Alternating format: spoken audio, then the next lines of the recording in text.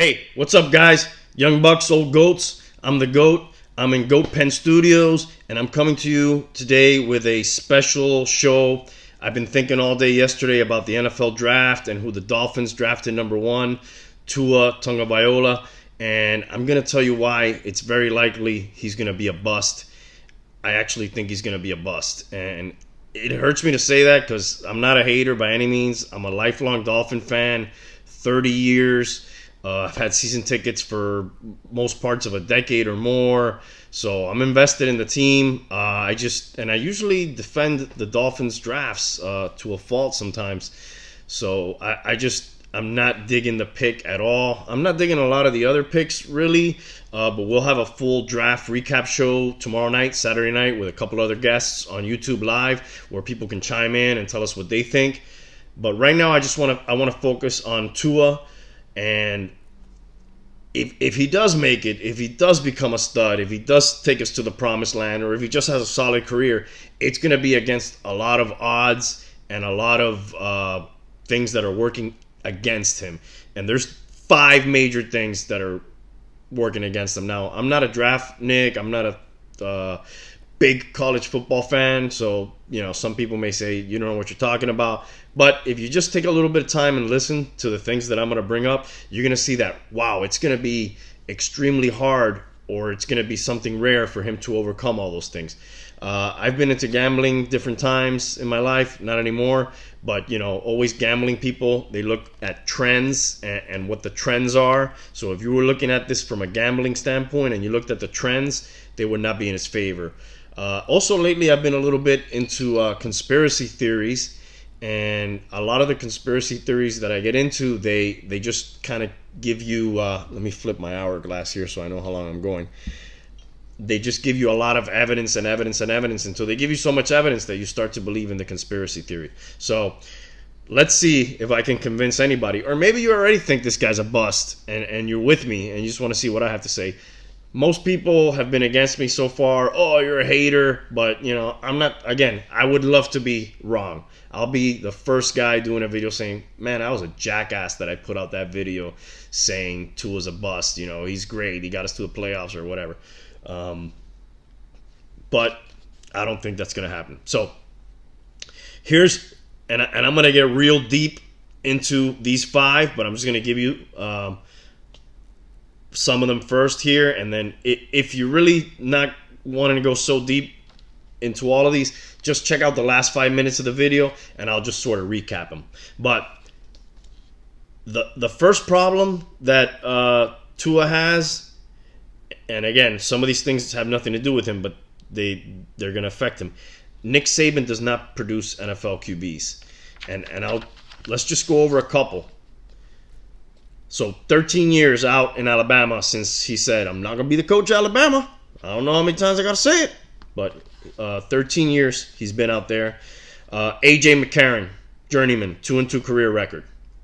Jalen Hurts is in the draft. I actually think that guy's going to be better than Tua. The Eagles picked him up, which is weird that the Eagles had to go and get some dude for Wentz, but that guy's made out of paper mache, so I guess you got to get an insurance policy for that guy.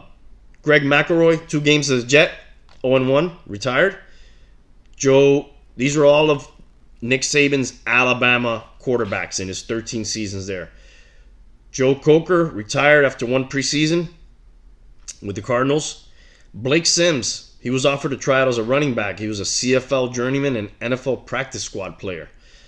John Parker Wilson, who sounds more like an insurance salesman, he was NFL undrafted practice squad journeyman.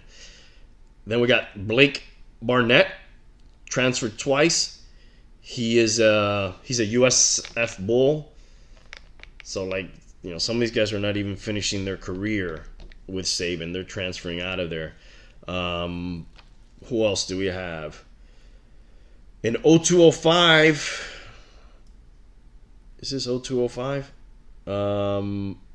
That's pre-Saban. So let's leave Saban for a little bit. I'm going to jump back to him later because he's been coach elsewhere, as we know, Miami, LSU, and Michigan State. But those are Nick Saban's 13 years old. All those names that I told you, nobody Nobody's come out of there.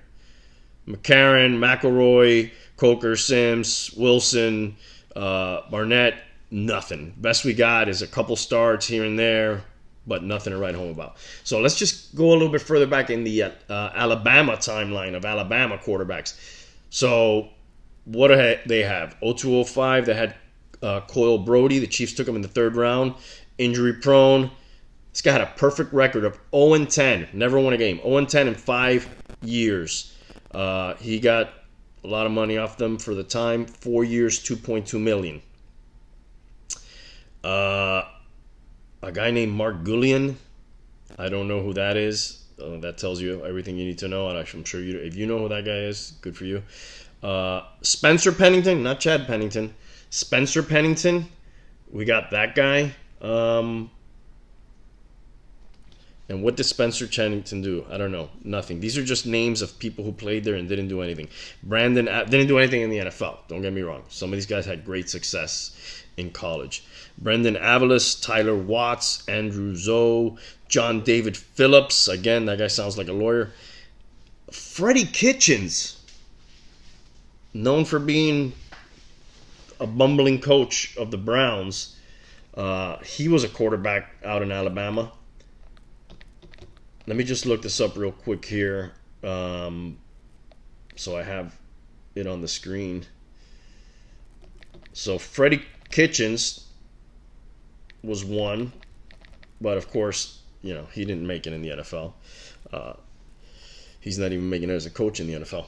By the way, I am trying out this Jefferson's small batch blend of straight bourbon whiskeys, which I guess, does that mean it's blended? It's pretty good. 82% proof. It's a pretty cool bottle. Like Jefferson's actually on the other side, but you could see it through the bottle. I'm not sure if you can see that. Anyways, cheers if you're out there. What do you think about what I'm talking about here? And maybe what do you think about the draft? And also join us tomorrow night, Saturday night. We'll be talking full draft reaction. So, list of starting quarterbacks. We just said Freddie, always in the kitchens, was one. So, dude, Alabama is the opposite of quarterback U. Obviously, very successful program, but not really producing quality quarterbacks. Brian Bergdorf, 1995. Jay Barker, 92-95. Dude, a lot of busts and no name. Mike Shula, who was a coach, and obviously son of legendary coach Don Shula, but didn't really make it in the NFL.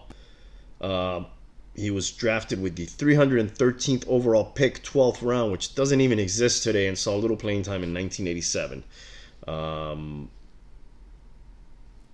So there's some names of some people, but again, not people known for being quality NFL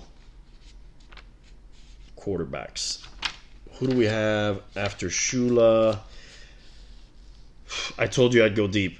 You can fast forward if you don't want to hear about the rest of Alabama's, but I really want to drive the point home that no real quarterbacks from Alabama at any time in recent history have come out and be good in the NFL.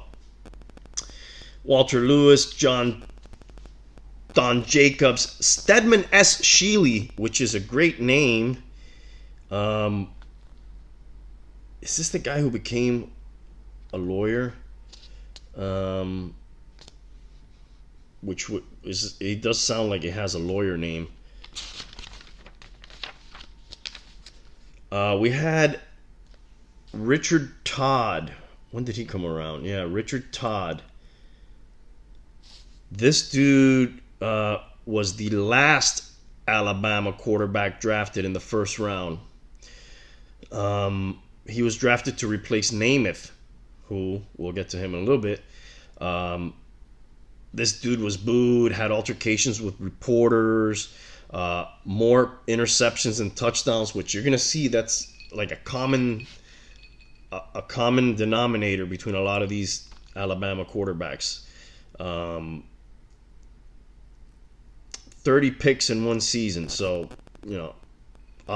he did live up to replacing Namath with the TD to pick ratio. I mean, if you're familiar with the show or if you're familiar with Namath, I'm not a big fan. Let me put my glasses on. It makes me feel smarter and look smarter. He has way more picks than touchdowns, yet he's in the Hall of Fame and he's revered and highly touted. I think he's kind of fraudulent. Most overrated quarterback of all time. Todd's career numbers are a little summary of his career numbers. 124 touchdowns, 161 picks. 20,000 yards, 67.6 rating. Namath's career numbers, the guy he was drafted to replace, 173 touchdowns, 220 interceptions. I'm going to say that again. 173 touchdowns, 220 interceptions. This guy's in the Hall of Fame. 27,000 yards, 65.5 rating. So Todd had a higher rating. This guy could have been better than Namath. They just stopped him. They said, you know what? I don't think we need another Namath. You're not going to win a Super Bowl and predict it, and you're throwing way more picks than touchdowns. We just got out of Namath. We're not going to do it again. He then went to New Orleans and replaced another aging Alabama. It's funny how this is all intertwined. Another aging Alabama legend, Ken Stabler. What are Ken Stabler's stats, you ask? All right, I'm glad you asked. 194 touchdowns, 222 interceptions. Again, way more interceptions than touchdowns. These are guys, nowadays, you're asking to bench these guys, I don't think Ryan Tannehill ever had more interceptions. Maybe his rookie year. 28,000 yards, 75.3 rating for Stabler. So even their best Hall of Fame quarterbacks from before, Stabler, Namath, had way more picks than touchdowns. Todd was later replaced by Bobby Hebert, no relation to Justin Herbert. Herbert. They also had brothers Jeff and Gary Rutledge, who both, is that right? They both led Bama to national titles in the 70s. Only Jeff made it to the NFL, where he was known for being a holder and somehow a two-time champion. That's kind of like being in the right spot at the right time. Man, this is like the first time I try to do the show by myself. It's so hard because you got to keep talking all the time. You don't even have time to drink, which is one of my favorite parts of doing the show. All right. He's known for being in the famous or infamous body bag game in 1990, a Monday Night Football game where Stan Humphries was injured and knocked out.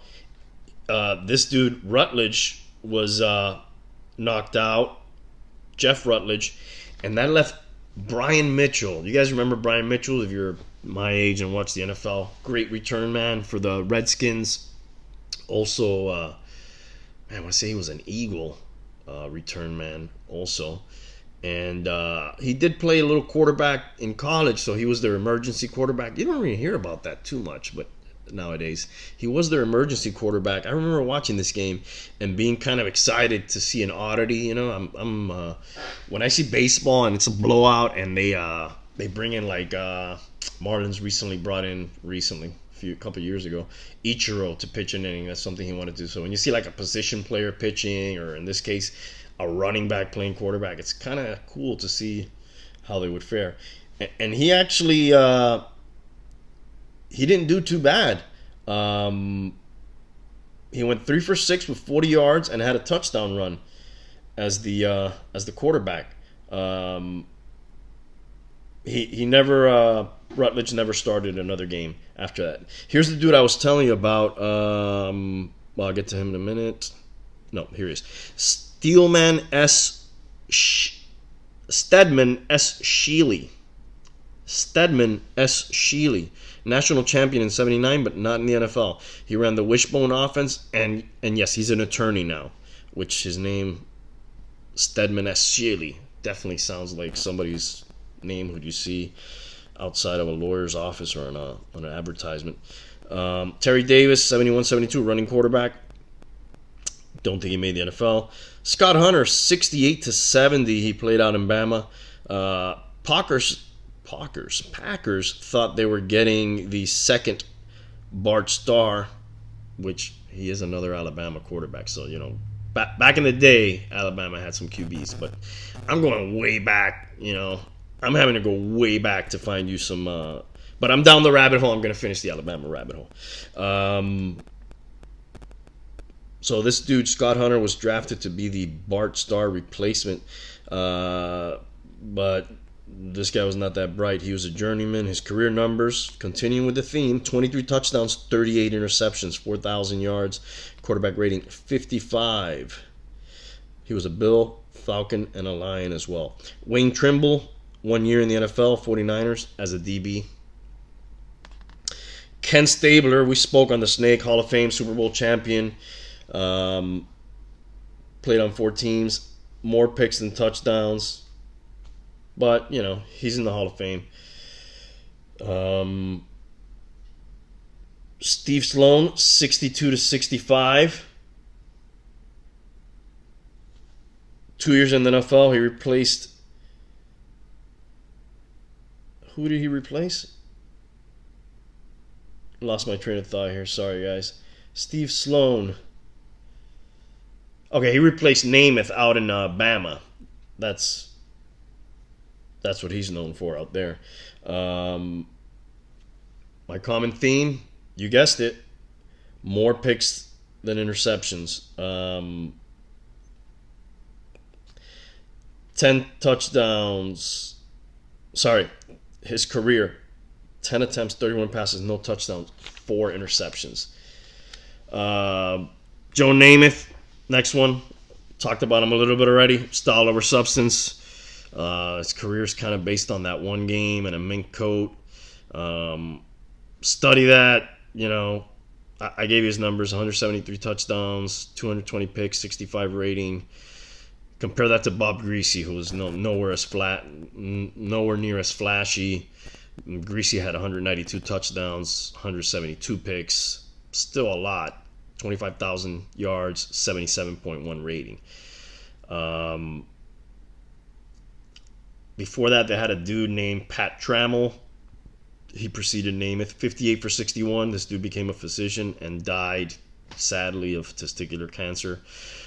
Before that, Bart Starr played out there in 53-55. Hall of Fame legend, 2-time Super Bowl champion, 5-time NFL champion, 152 touchdowns, 138 picks, 25,000 yards.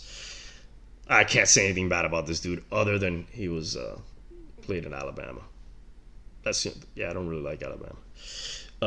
That's the only thing I can say bad about him. So, not gonna try to make that. I'm almost getting to the era before the forward pass was used here. So we had to go way back to get to Namath, Starr, and Stabler. But those dudes were way before I was born, dude. 66. So 1966 is the last time a quarterback that made it in the NFL played for Bama. I'll give you a few more. Ed Salin paid out there in 49-50, 1 year in the Redskins. Continues a trend, 7 picks. Threw 2 picks as a quarterback and had 5 as a DB, but still interceptions are the common thread here. Butch Avinger, he was a fullback and punter, so no interceptions there in the NFL. Did have 1 fumble. Jim McWhorter, 41-42 on the Lions, never played. Harry Gilmer, 1945, first overall pick by the Redskins. 3,700 passing yards, 23 touchdowns, 45 picks, 48 rating. That's a bust. Hopefully Tua can outperform that guy. Vic Bradford played out there in 36 and 38, and by all accounts, this guy's interesting and a hero, multi-sport athlete. Look out for that episode coming soon. We're going to do a multi-sport athlete episode. Obviously, you got Deion Sanders, prime time, Bo Jackson. But there's a lot of other ones that are interesting that I'll kind of save some of those for the show. Tune in for that show. That's going to be fun. And if you're watching, remember to subscribe, hit the like button, hit the notification bell. That helps out the show. That helps me out. And let's keep going here. I'm almost done with Alabama. I'm going to get back to Saban. This guy played for the New York Giants. He fixed his poor eyesight, and he enlisted in the Navy Aviation cadet training. 6 plate appearances, 1 hit. No interceptions because he never played in the NFL. They had Joe Riley, All SEC, 1936, no NFL. Riley Smith, 1934-35. The Redskins, who apparently love Alabama QBs back in the day, drafted him number 2 in the first ever draft in the NFL. 30 games, 3 touchdowns, 3 interceptions. And that's great for an Alabama quarterback. And again, I've reached the invention of the forward pass. So that's it for Alabama. Now I want to get back to Nick. I'm not going to be the coach of Alabama. Saban, before he was the coach of Alabama. I don't know how many times I got to say it. But we remember him, and I sat in those damn stands watching his teams. And here's Nick Saban, a little more Nick Saban's history with quarterbacks. He's known for passing on Drew Brees because of injury. And I sometimes think about this Tua pick that they're trying not to replay that history.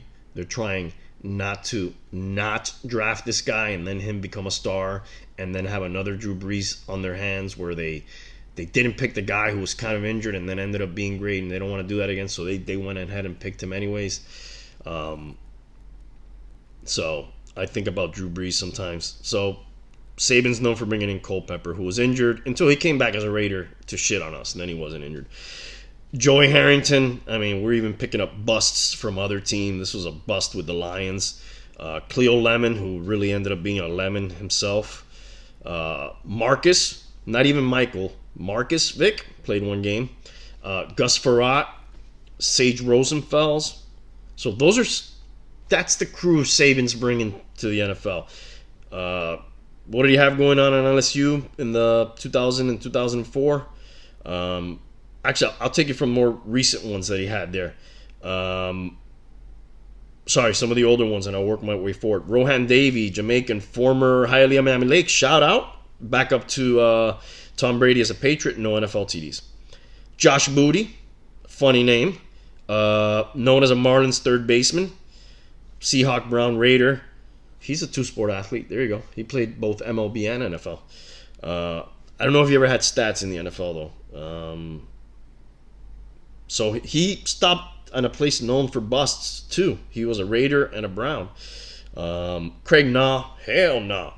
Packers drafted him. He played in the World League, UFL. 5 TDs, no picks. That's maybe Saban's best so far. 2001,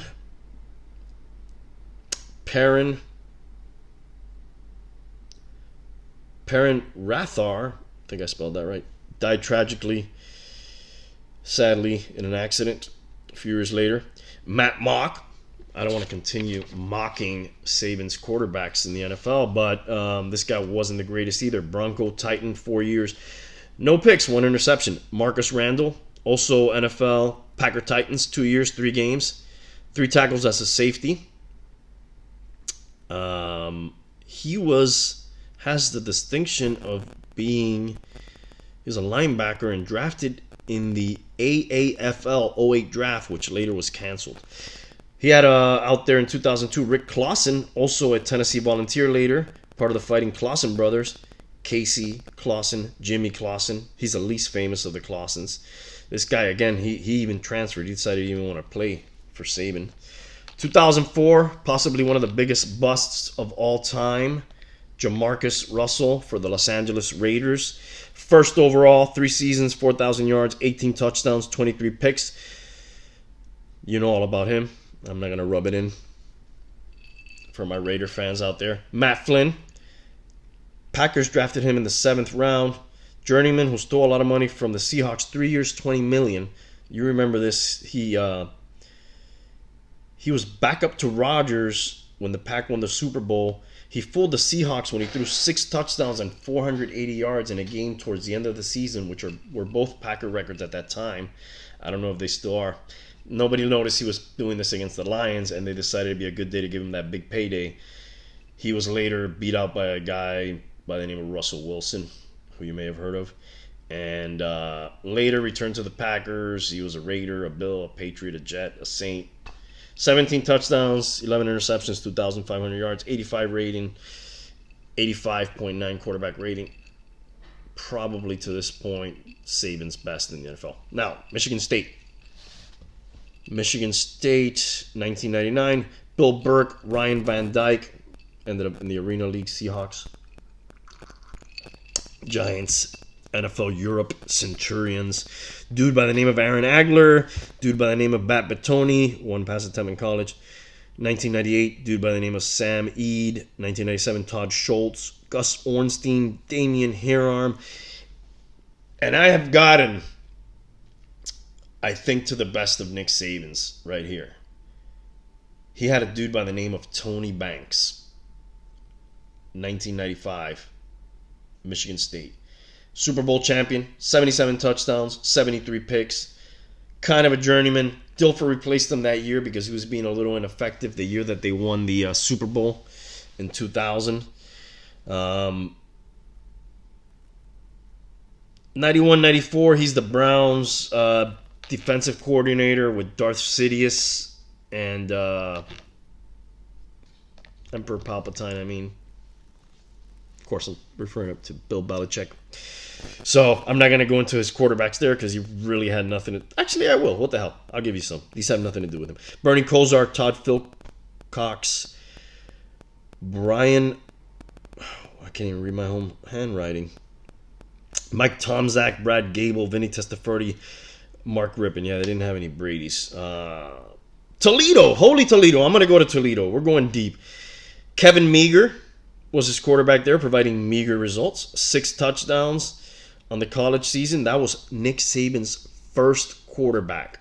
Also small dude, 6 feet, 180 pounds. Mark Melfi, the incumbent, he just quit when Saban came from the NFL. He came from the Oilers as a DB coach. So, dude had a ball control offense, and he ended up playing 1 year of arena football in Cleveland, where many other quarterbacks go to die. They had a dude named Mike Capon who was a backup, never even threw a pass. So that was Saban's first quarterback. So I gave you all the Alabama ones. I gave you all the Saban ones. We know Saban. You could go at it two ways. You could say, man, Saban hasn't produced shit. This guy's not going to be shit. Or you could say, man, it's going to be easy for this guy to be Nick Saban's best quarterback. All he has to do is be better than Tony Banks. So, again, I hope I'm wrong. 2, he's a 3. I should say 3. This is a third thing. I gave you Alabama. I gave you Saban. He's a lefty. And I'm not trying to hate, man. I want the Dolphins. I would love nothing for him to do good. He is a lefty, which, man, I think there's only a couple of Hall of Famers. Steve Young is in the Hall of Fame as a lefty, and that took a big surge late in his career. I haven't drank this much to be stuttering. Late in his career, and on a great team. It took that to get him into the Hall of Fame. You remember, the dude was a Buccaneer. He was in the USFL, LA Express, I think.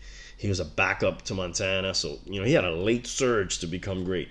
A couple other notable lefties. Boomer Esiason, Michael Vick, Mark Brunell, Ken Stabler, who is a Hall of Famer. Jim Zorn, Tim Tebow. When I'm talking about Tim Tebow, So Ken Stabler has the dual thing. Maybe that's what he wants to go for because he's a lefty and he's from Alabama. Scott Mitchell, Todd Marinovich, bust. Cade McNown, Chris Sims, the hefty lefty, rest in peace, Jared Lorenzen, remember him? Another lefty there. Matt Leinart, Pat White,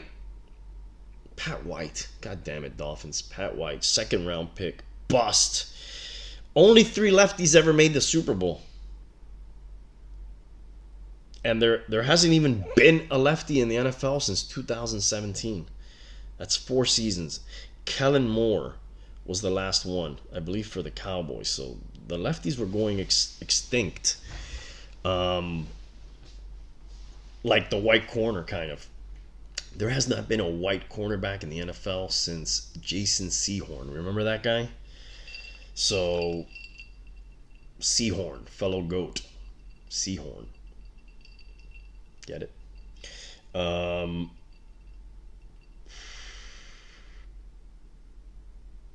It's a mess for protection routes, schemes, everything. Especially if he gets hurt, which is another label he has to shed, right? The injuries, which we'll get into that in a little bit. So, they're setting up the protection for a left-handed quarterback, the routes, everything. He gets hurt, or, they're still playing Fitzpatrick a little bit, or Rosen. That looks kind of silly now, getting Rosen last year, right? So, all of a sudden, Fitzpatrick comes in. Now, everything is different. Now, it's all catered to a righty. It's just kind of a mess. It's easier if everybody's right-handed. Another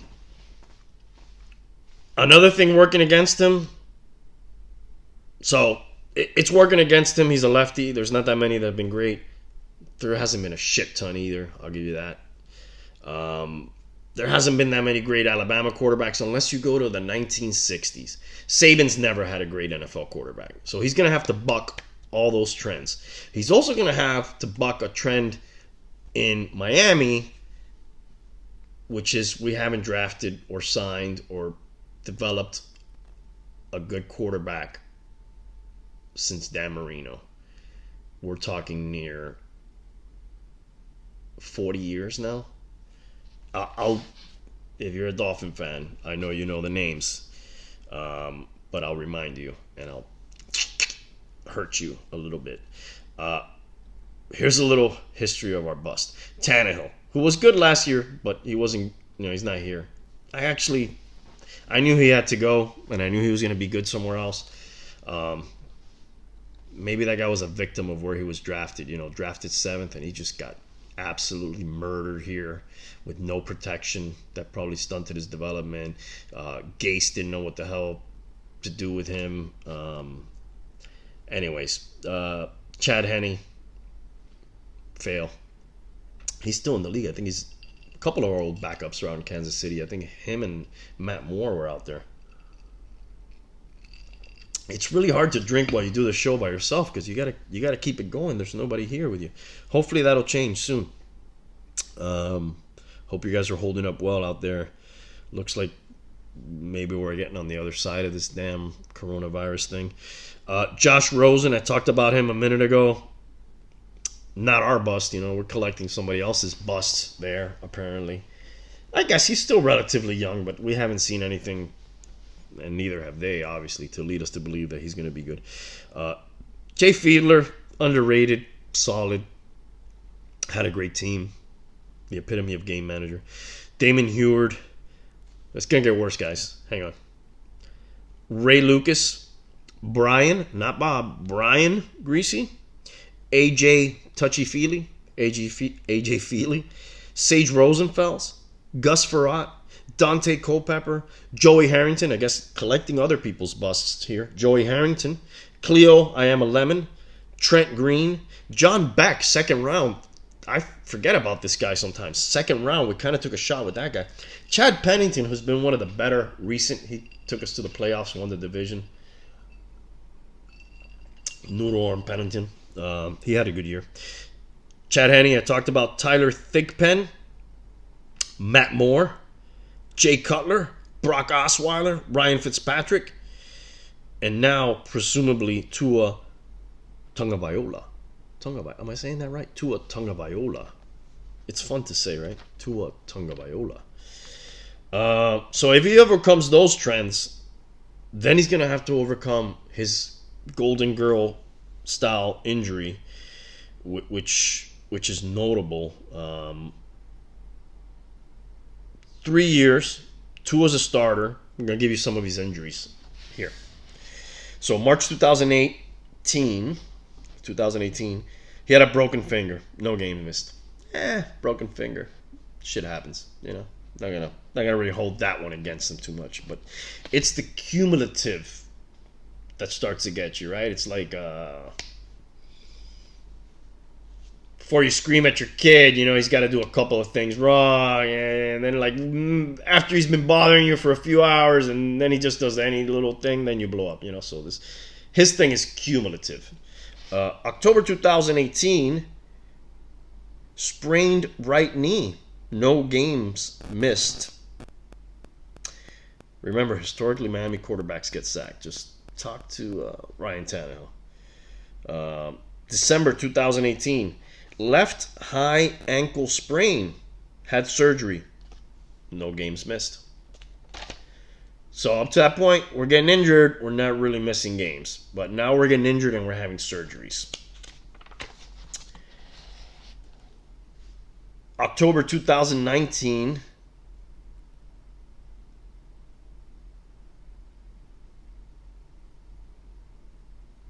right high ankle sprain, surgery, 1 game missed.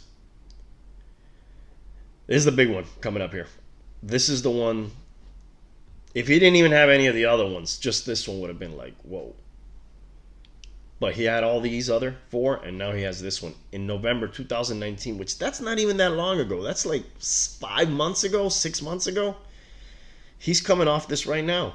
And I'll stop before I give you the injury. They asked him, I saw him, they asked him, Susie Colbert asked him, are you planning to get on the field? What do you say? And he answered, I just want to go meet everybody.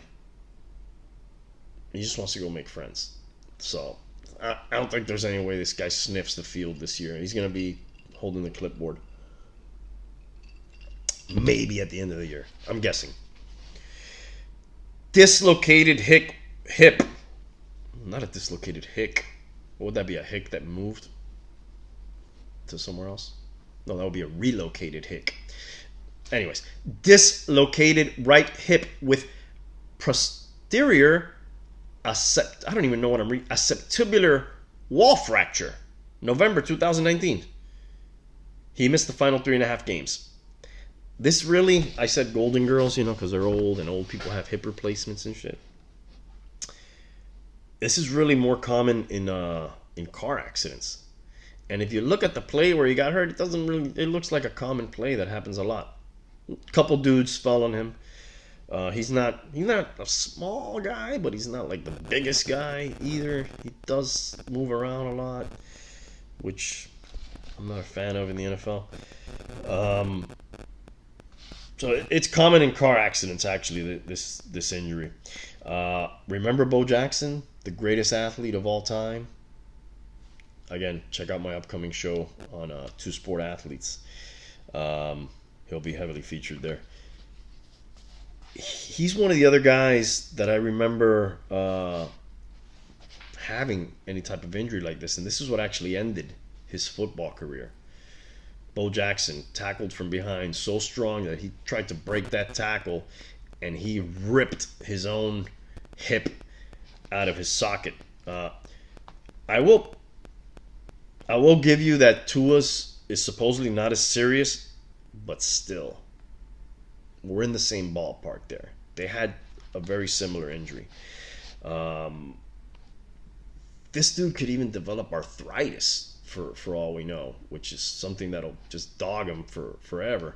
I think from what I've read, Bo's was worse because something starts to happen around the bone if they don't put it back in fast enough, where shit starts to die in there. Again, I'm not a doctor, and I'm sure doctors wouldn't explain it the way I'm doing it, but that's basically what happened to Bo.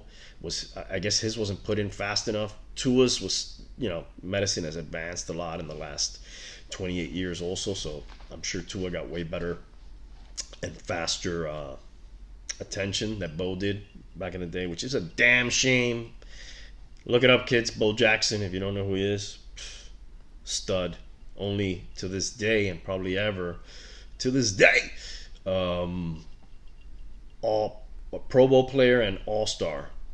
Dion played in the World Series and Super Bowl. That's his claim to fame. But Bo's the only Pro Bowl and All-Star game. So, I hope I'm wrong. It's really hard to recover from a top 5 bust. And I got to tell you, I'm not really digging the rest of their draft either. We'll get into that a little bit more later. It's a rare injury. It accounts for like 1% of football injuries. But, it's still troubling. So if I didn't draft him, probably you're saying, well, who would you have drafted, smartass? I don't know. Again, I'm speculating here.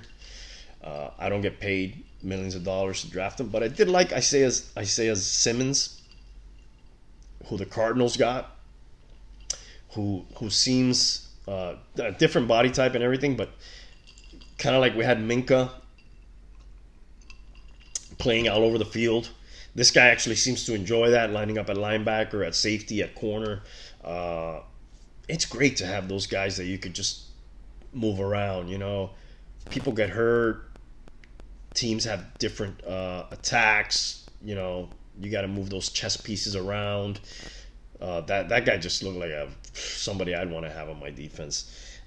And I expect the Cardinals to be pretty good.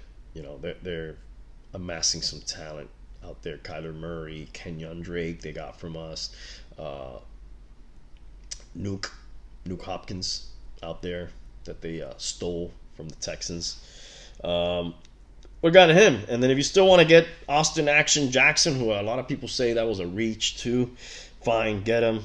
And maybe you get Love with the 26th pick that the Packers got to presumably replace Rodgers down the road. I like Jalen Hurts. I think he's going to be the better of the two. So that's pretty much where I'm at. Again, I'm a lifelong Dolphin fan for 30 years. I want to be wrong about this, but I think there's too much working against him. Too many odds. He's got to buck the Saban odds. He's got to buck the Alabama odds. He's got to buck the Dolphins odds. He's got to buck the lefty being a lefty odds. He's got to buck the injury-prone bug thing off of him. What do you think? Is he going to overcome all that? Is that not a big deal? Am I crazy? Are you excited about tanking for Tua? Or are we going to be tanking with Tua? What do you think? You let me know. Let me know in the comments. My Alabama quarterback Tua conspiracy. So he's going to have to be better than Stabler and Namath, who won a Super Bowl each and made it to the Super Bowl against all odds with more interceptions than touchdowns. I'll be the first one to do a video saying I'm a hater and an idiot if I'm wrong. Tune in, guys, tomorrow night.